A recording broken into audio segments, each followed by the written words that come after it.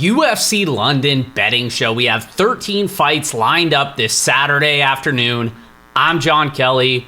Let's hear the picks. And we're going to get things started in the lightweight division as Guram Kutateladze comes in as a minus 425 favorite. The comeback on Kawe Fernandez is plus 330. And we'll start on the Kutateladze side. He's coming off a decision win over Jordan Vucinovic, who's also fighting on this card. We'll get to him later. He's facing Chris Duncan on Saturday, but Kutateladze was hurt in that fight. And we've seen that a couple times now where his durability isn't like rock solid. He does a good job usually of fighting through it when he gets hurt. But I think his durability and his cardio are two things that I am, just not 100% sold on. But outside of that, he's a very solid fighter.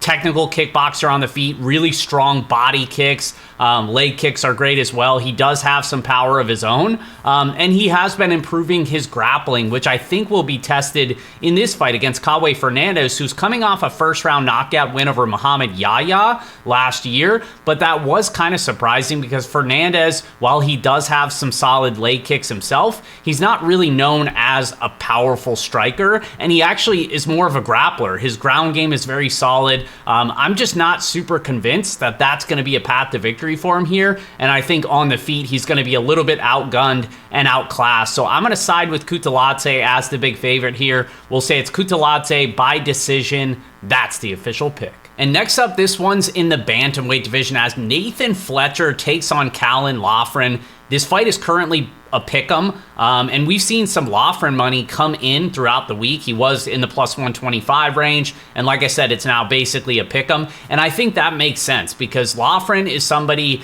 that has had some pretty tough matchups. I think he's more proven in terms of the level of competition that he's faced, as opposed to Fletcher, who made his UFC debut against Ramaska, who was also kind of a younger, unproven prospect. So this is going to be an interesting matchup to see the way that these guys kind of match up against each other, because both of them typically like to push a grappling pace. We saw in his UFC debut, Fletcher landed 4 takedowns, got that second round submission victory, and his grappling seems to be at a pretty high level. He obviously trains with Paddy Pimblett. He comes out of that camp.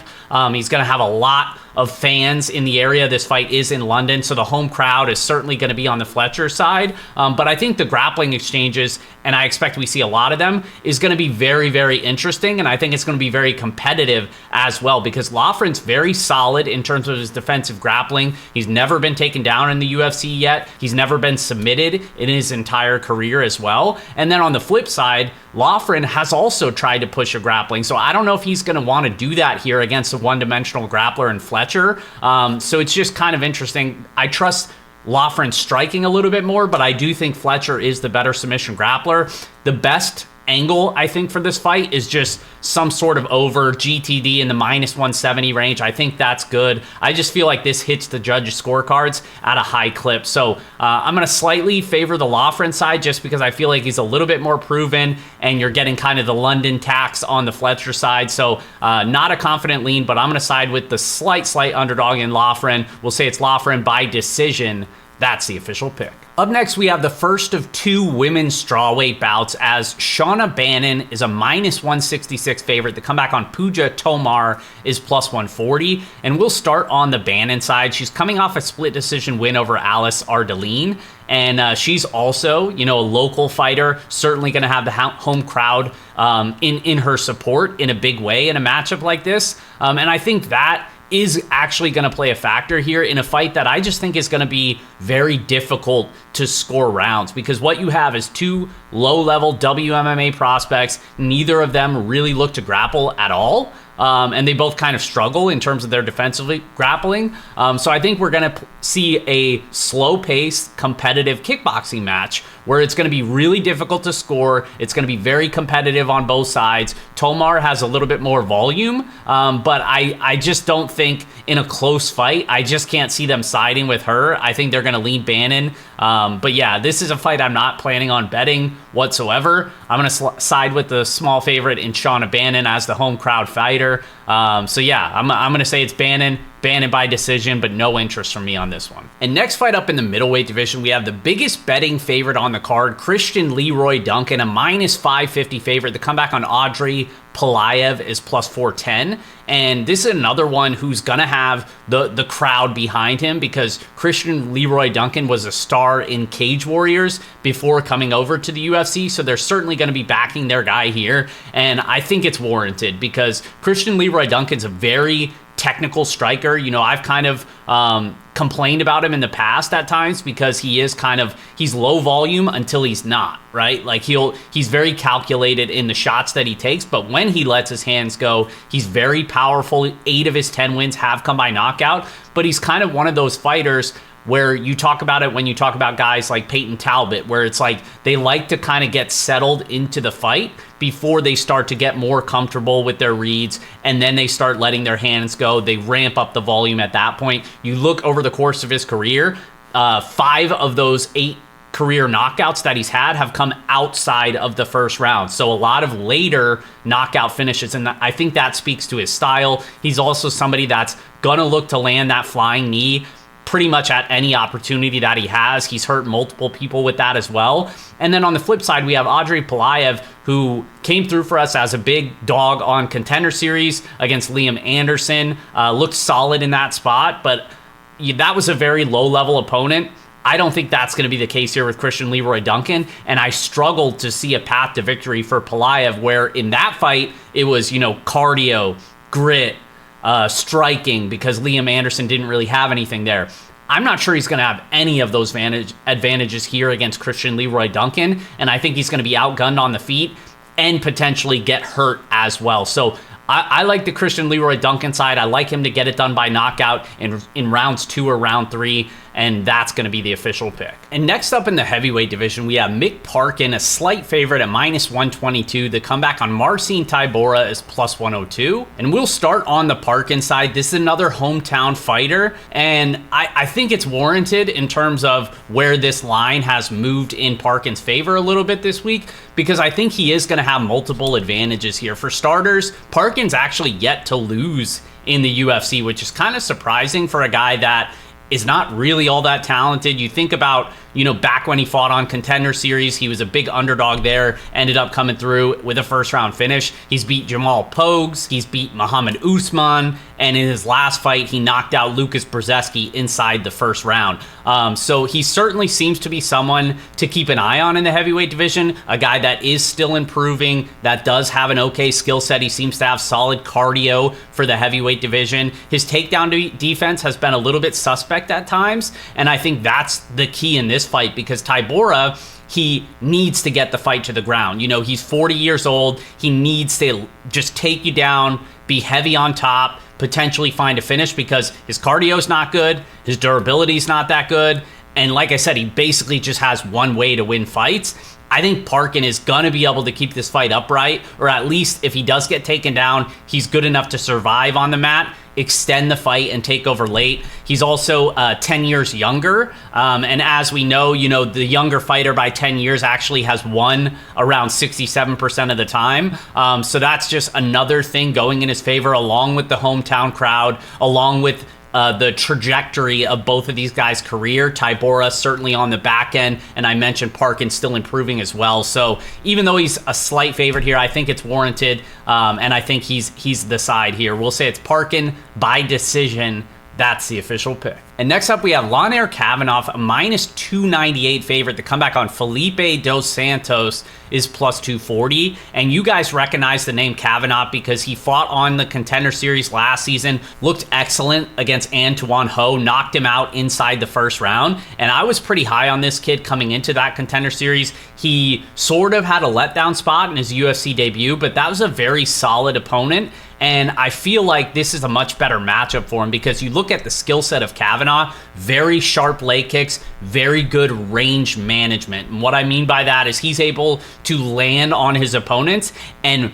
be able to get out of range to avoid their counters a lot of the times. He's very good in the pocket. He's very good in terms of how slick he is with the head movement. He's very sharp defensively. The one knock on him, because he does also have a decent ground game as well, the one knock on him is the durability. The times where he has been hit, he can be hurt, he can be dropped. So I don't think he's like 100% bulletproof here, but you look at the other side in Felipe Dos Santos, this guy is just like, he wants to spam volume. He wants to move forward, heavy leg kicks, powerful leg kicks, flashy spinning attacks, and just move forward and push a pace, right? But he's very sloppy in terms of his defense. And that's where I think a guy like Kavanaugh, who's a tactician on the feet, is going to be able to pick him apart at range, land that jab, and be out of range for the counters of Dos Santos. So I'm going to side with the favorite here in Kavanaugh.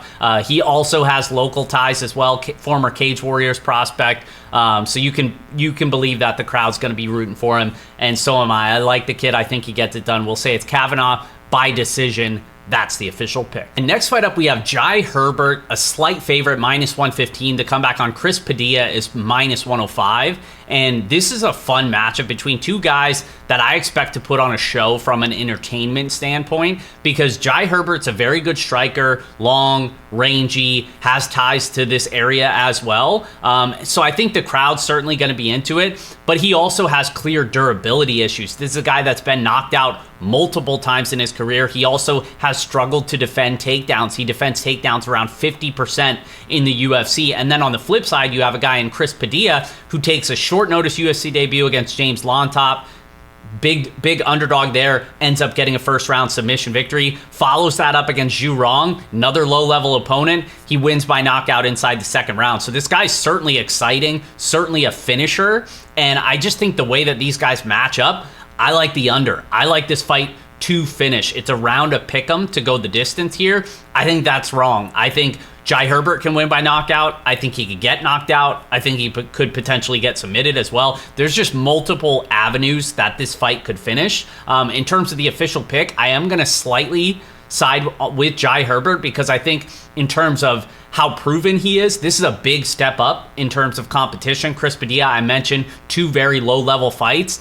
Jai Herbert's been tested against some decent prospects in this division, so it's one where I do trust his striking and his experience to kind of carry him here, but I am worried about the durability. So instead of backing a money line side here, I would just vote for in the favor of violence, take an under, take a doesn't go the distance, something like that. In terms of the official pick, I'm going to say it's Jai Herbert by TKO. Which brings us to our featured bout on the prelims, as Morgan Charrier comes in as a -155 favorite. The comeback on Nathaniel Wood is +130. And we'll start on the Charrier side. This is a guy, young prospect, former Cage Warriors guy. Actually, both of these guys, former Cage Warriors prospects, and both very solid in their own right. Charrier, solid, striking on the feet, has decent power as well. But I am worried about his volume at times. You know, at times he's not as aggressive as you like to see. He does also have the ability to mix in takedowns, but he's not super aggressive in doing so.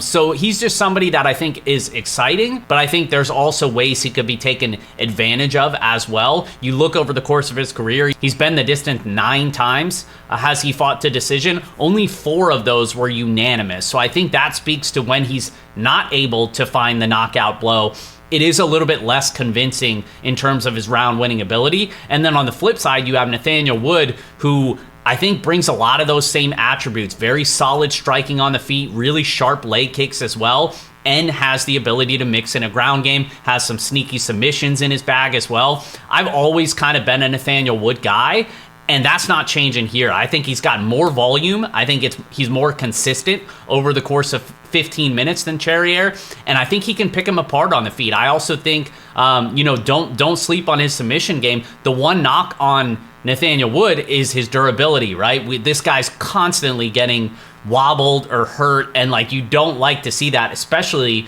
if you expect the fight to go 15 minutes. It's like, if he gets knocked down, he's probably losing that round. So there's always that risk with Nathaniel Wood. But in the +130, +135 range, I'm willing to accept those risks because of this price, because I do slightly favor the Wood side. I'm going to side with Nathaniel Wood here. We'll say it's Wood by decision. That's the official pick. And next fight up, we have Jordan Vucenic, a -455 favorite. The comeback on Chris Duncan is +360. And I like the Vucenic side here. Chris Duncan came through his last time out as an underdog, submitted Balaji Oki. That surprised a lot of people, myself included. but I still don't think you can trust this guy. He's got an exciting style because he wants to get in there and trade. He has power, he has knockout power, and we've seen him go to his wrestling and his ground game more at times. You know, after getting hurt on the feet, he's good about snatching up a leg, dragging the fight to the ground. That's not going to be a path for him here against Jordan Vucenic, who not only has power on the feet to trade with him, but he's got a very nasty submission game as well. The majority of his finishes have come on the mat, and I expect him to have the advantage there. So this is one where I think Vucenic can hurt him and knock him out on the feet, or take things to the mat and lock up a submission here. Either way, I think it's Vucenic here. Vucenic by submission. That's the official pick. And next up, we have our other women's strawweight matchup, as Alexa Thinera is a minus 205 favorite now. The comeback on Molly Meatball McCann is plus 170. And guys, there's no secret. I'm backing my girl Molly here. It's meatball season. That should surprise none of you. I'm always in Molly's corner here. But honestly, I just think this is a pretty solid matchup for her, because the way to take advantage of Molly is you need to be able to land takedowns and have a solid ground game. And I'm just not sure that Thinera, A, I'm not sure she has that, but B, I'm also not sure that's going to be the game plan here, because in most of her fights, she does rely on her striking. And I know she looked very good in that Contender Series matchup against the LFA champ, Rose, whatever her name was, where she was able to just kind of bully her and out-physical her. That's not going to be the case against Molly McCann. I just think it's a clear buy low spot on Molly and a sell high on Thinera, because she's still a very unproven prospect, does train with Amanda Hebos at times, so she definitely does have a little bit of a ground game, but I think Molly on the feet here, they're going to trade, and Molly's just more likely to have the bigger moments, I think. She's also kind of got her back against the wall here, lost 3 of her last 4 fights. Last time out in front of her home crowd, she ended up losing as well. So she's certainly going to be looking to come out here and do it for the fans, put on a show. And I think in the plus 170 range, it's going to be much more competitive than that. Show my girl some respect. We're back in Meatball Molly here. Molly by decision. That's the official pick. And next up, we have Gunnar Nelson, a minus 130 favorite. The comeback on Kevin Holland is plus 110. And this is a very, very opposing stylistic clash here between two fighters. Gunnar Nelson, very one-dimensional submission grappler. Most of his wins have come by submission. Most of his wins have come by his ability to implement his grappling and get his ground game going. And that's literally the way that you beat Kevin Holland. We've seen it time and time again. This dude cannot defend takedowns, and when taken down, has no intention or ability to work back to his feet in most cases.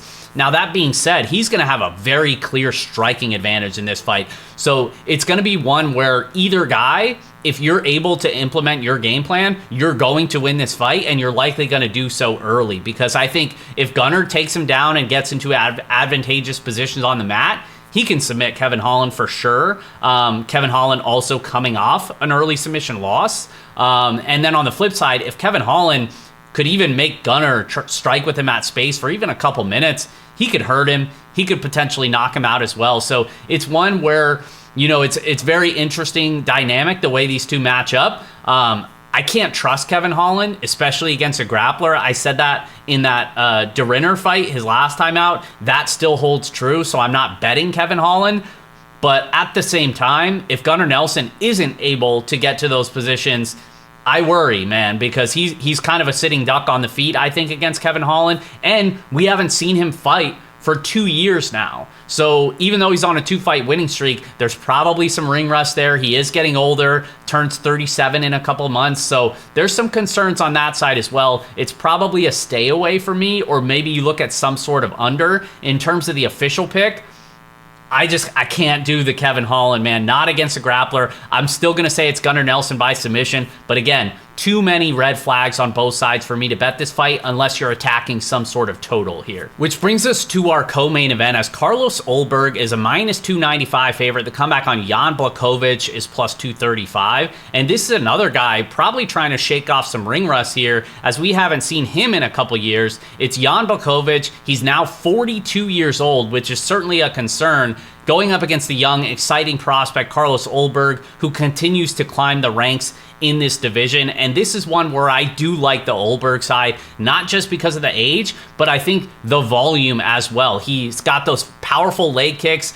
He can be susceptible to leg kicks as well, so certainly Jan Blachowicz probably going to be trying to implement those. But I think in terms of the skill set, the volume, the power, the cardio, he's proven he's able to keep that up for 15 minutes outside of that Kennedy Zachukwu fight where he just dumped after the first round. His cardio has been very solid, and I don't think you can really say the same against Jan Blachowicz. Yes, he's been tested against the best fighters in the division. Yes, he's been in main event spots, in title fights, etc., etc., but those fights were mostly years ago, and he's generally a low-volume guy as it is, a thin margins guy. That's not going to do it. If he doesn't have big moments and he's unable to keep up with the volume of Olberg like I expect, then it's just hard for me to find a path to victory for him here. I'm going to side with Olberg, the sizable favorite here, but I think it's fine. We'll say it's Olberg by decision. That's the official pick. Which brings us to our main event, as Sean Brady is a -166 favorite. The comeback on Leon Edwards is +140. And this is a really tough matchup for both of these guys because Sean Brady, not only is it just his second main event slot, but he's also going into enemy territory here, into London. Leon obviously going to have the support of the crowd. Leon also much more experienced in 5-round fights. Leon's also fought the better level of competition as well. So I think, those kind of intangibles certainly favor the Leon Edwards side. Now, what favors the Brady side is obviously the ground game. This guy's a very high-level submission grappler, solid wrestler as well. He's been able to land multiple takedowns in pretty much all of his fights outside of that Bilal Muhammad fight. And I think that's what's interesting here, because that was really the only fight where it's very clear he's not able to take him down, and it's very clear he's behind in the striking.